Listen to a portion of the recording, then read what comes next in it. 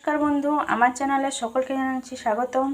আজকে ভিডিওটা আরম্ভ করলাম রান্নাঘর থেকে। এই যে দেখুন, ভাতটা বসিয়ে দিয়েছি আর বরবটি, আলু, ছোলা, এই যে একটা টমেটো দিয়ে একটা মাখা মাখা তরকারি করব। আর সজনে ডাঁটা আলু বড়ি দিয়ে একটা তরকারি করব। আর কালকে চিকেন মাছ সব বসে আছে এখনো। আপনাদের দাদা তো বলতে গেলে কাল সারাদিনই ভাত খায়নি। কাল শুনু, আমি, মা, আপনাদের দাদা সে যখন ভিডিও করেছিলাম বলছিলাম না, পান্তা ভাত ছিল, খেয়েছিলাম। বাস ওটাই খেয়ে ও সারাদিন পুরো কেটে গেছে। আর সারাদিন কিচ্ছু খায়নি, বলছে আমার শরীর ভালো লাগছে না আর গরমেতে আমি কিছু খাবো না। সেই জন্য সারাদিন কিছু খাইনি, শুধু লেবু জল আর গ্লুকন্ডি। আর মা তারপরে পরে গিয়ে দোকান থেকে দই এনে দিয়েছিলাম, একটুখানি দই শরবত করে দিয়েছিলাম ওকে। ওইসব খেয়েই কাল সারাদিন ওর কেটে গেছে। রাত্রিবেলা শুধু নামে 2-4 গাল মতন খেয়েছে ভাত, আর যেমন তরকারি সেরকম বসেছে। আমি বললাম তাহলে তরকারিটা নিয়ে যাও, বলছে না গরমে কিছু ভালো লাগছে না ওসব মাছ মাংস খেতে, আমি খাবো না। তো শুনু ঘুমাচ্ছিল সকালবেলা, তো ঘুম থেকে উঠে পড়েছিল তখন 5:30 নাগাদ হবে। উঠে পড়ে বললো আমি আর ঘুমাবো না, আমাকে টিভি চালু করে দাও। টিভি চালু করে দিলাম, দেখছি টিভি দেখতে দেখতে ঘুমিয়ে পড়েছে।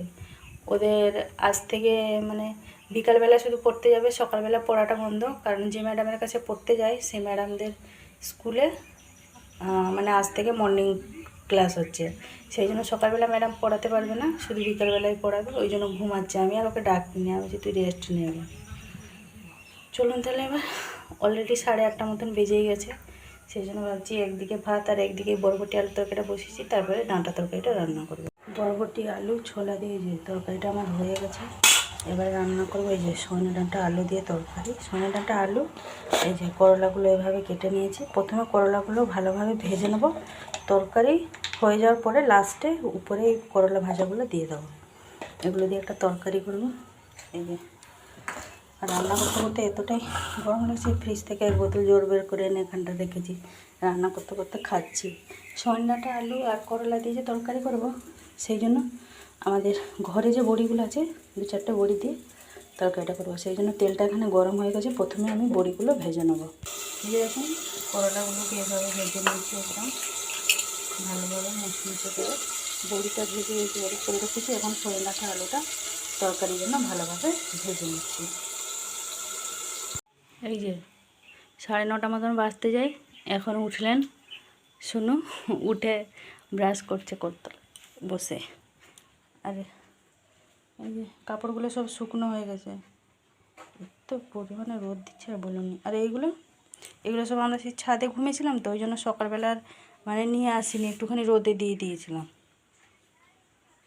কালকে সব কেচে নিয়ে এসেছিলাম চাদরগুলো, আবার আজকে সব রোদে দিয়েছিলাম। ঘুমাচ্ছিলাম, সেই জন্য আমি ভাবলাম রাত্রিবেলাটাতে কিন্তু শিশির মতন পড়ে না, বিছানাগুলো পুরো ঠান্ডা হয়ে যায়। বালিশগুলোটা সব রোদে দিয়েছিলাম, শুধু কোল বালিশটা এখানে এই যে নিচে দিয়েছি। কালকে বিকালবেলা এমন করলো, মেঘ গর্জন করলো আর কালো মতন করে এলো, মনে হলো যেন ঝড় হবে বা বৃষ্টি হবে, কই কিছুই না। টেম্পারেচার যেন দিন দিন যেন বেড়েই যাচ্ছে, অস্বস্তি লাগছে। এরকম তরকারিটা রান্না করছি,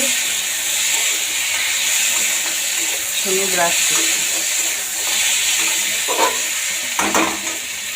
তরকারিটা এই যে হয়ে গেছে, ওই জন্য মার জন্য একটুখানি আলাদা করে বের করে নিয়েছি। আর এই যে আমাদের লাস্টে দিয়েছি এই যে কাটা মাছগুলো।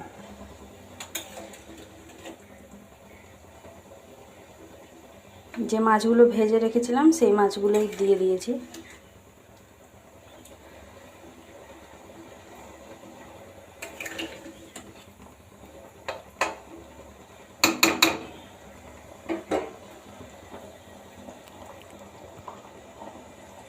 ভাজা আজকে ভাজিনি, কালকে সব ভেজে রেখে দিয়েছিলাম মাছগুলো, সেই ভাজা মাছগুলোই দিয়ে দিয়েছি।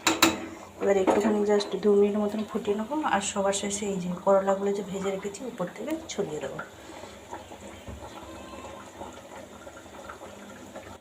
2 মিনিট মতন হয়ে যাওয়ার পরে এই যে করলাগুলো এভাবে উপর থেকে ছড়িয়ে দিয়েছি। এবার গ্যাসের ফ্লেমটা বন্ধ করে দেবো। হয়ে গেল আমার, গরম মশলা দিয়ে ঢাকা দিয়ে দেবো। রান্না বান্না সব কমপ্লিট। এই যে এগুলো হচ্ছে সব রান্নার বাসন, এগুলো এখন মেজে নেব। নমস্কার বন্ধু, আমার চ্যানেলে সকলকে জানাচ্ছি স্বাগতম। আজকে দুপুরে লাঞ্চের মেনু দেখুন, বরবটি আলু ছোলা দিয়ে তরকারি। 10:30 বাজে, সমস্ত কাজ কমপ্লিট, কাপড়গুলো সব গুছিয়ে গাছিয়ে রেখে দিয়েছি। সোনু এখন টিভি দেখছে, ওকে ভাতটা খাইয়ে দিয়েছি আমি। ও বললো আমি এখন চান করবো না, আমি 11টার সময় চান করবো। মানে ঘুম থেকে উঠে আজকে ডাইরেক্ট ভাত খেয়েছে, ও কিছু খায়নি। তখন থেকে খারে খিদে নেই 10টা 10-এ ভাত খাইয়ে দিলাম ওকে আমি।